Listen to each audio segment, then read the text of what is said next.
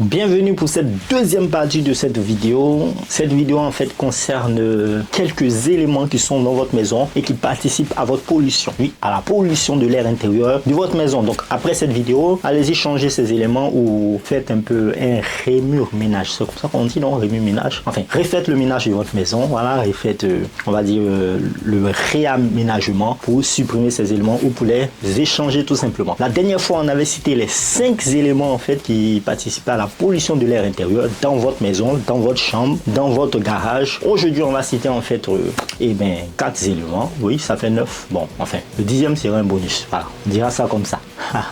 Alors, pour les 4 autres éléments, on peut citer déjà les oreillers et les matelas. Oui, ils sont très dangereux les oreillers et les matelas parce qu'ils peuvent libérer des composés organiques volatiles. Oui, parce que chaque fois vous dormez là-dessus et tout. Et puis, en plus de ça aussi, les oreillettes et les matelas peuvent libérer ce qu'on appelle les retardateurs de flamme. Bon, on aura peut-être l'occasion d'avoir une vidéo là-dessus sur les retardateurs de flamme. Mais pour dire brièvement c'est quoi les retardateurs de flamme, en fait, ce sont des petits composés ou ce sont des composés, des polymères, ne sont pas petits du tout. Ce sont des polymères en fait qui sont dangereux pour la santé et même qui peuvent créer le cancer. Oui, les retardateurs de flamme, ils ont été créés en fait pour retarder les flammes. Ça veut dire au cas où il y a des flammes, où il y a un départ de feu dans la maison, on a conçu les matelas et les oreillers de telle sorte qu'ils ne puissent pas propager le feu. Voilà, donc ce sont des polymères qui sont installés, qui ont été incorporés dans les oreillers, qui ont été incorporés dans le matelas, de telle sorte à ne pas propager le feu au cas où la maison va prendre feu. Mais votre maison ne prendra pas feu, ne vous inquiétez pas. Donc, les retardateurs de flamme qui ont été mis dans le matelas ou dans les oreillers, c'est bien, ça peut protéger contre le feu, mais ces retardateurs de flamme là peuvent être volatiles. Et lorsque nous respirons cela, ça peut nous causer de nombreuses maladies, y compris le cancer. On peut citer aussi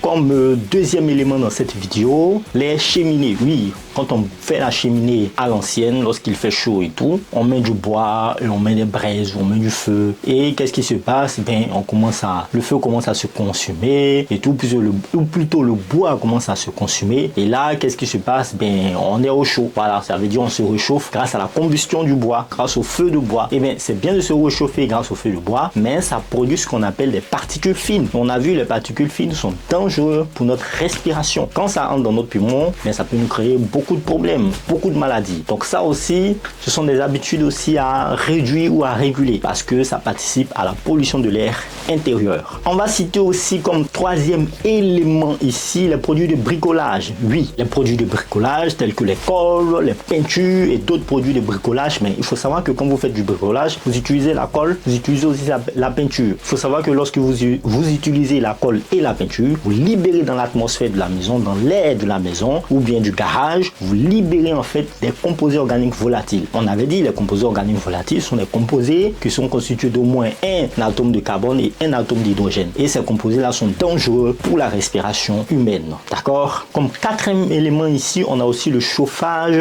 au gaz non ventilé. Oui, donc ce type de chauffage peut libérer dans l'air ce qu'on appelle du monoxyde de carbone. Bien, le monoxyde de carbone, il est produit généralement lorsque une combustion est incomplète. Voilà, lorsqu'on a une combustion incomplète, on libère dans l'atmosphère du monoxyde de carbone. Et cela aussi est dangereux pour nous. Voilà. Et en plus de cela, ben, ça peut participer aussi à l'asphyxie. Voilà. C'est un peu ça en fait les 4 éléments dans cette vidéo. Pour 5e élément, il faut dire en fait, il faut essayer de réguler en fait tout ce que nous venons de citer dans cette vidéo et dans la vidéo précédente. Dans la maison, essayez de déposer par exemple le meuble neuf dans le garage en attendant avant de l'emmener dans la maison. Essayez par exemple de peindre la maison lorsque vous êtes en vacances, de repeindre la maison lorsque vous êtes en vacances. Essayez par exemple de changer notamment ou régulièrement les coussins et les matelas de lit, c'est important. Voilà. Quand vous achetez quelque chose et que vous sentez une odeur derrière, vous achetez une poêle en bois, ou vous achetez par exemple quelque chose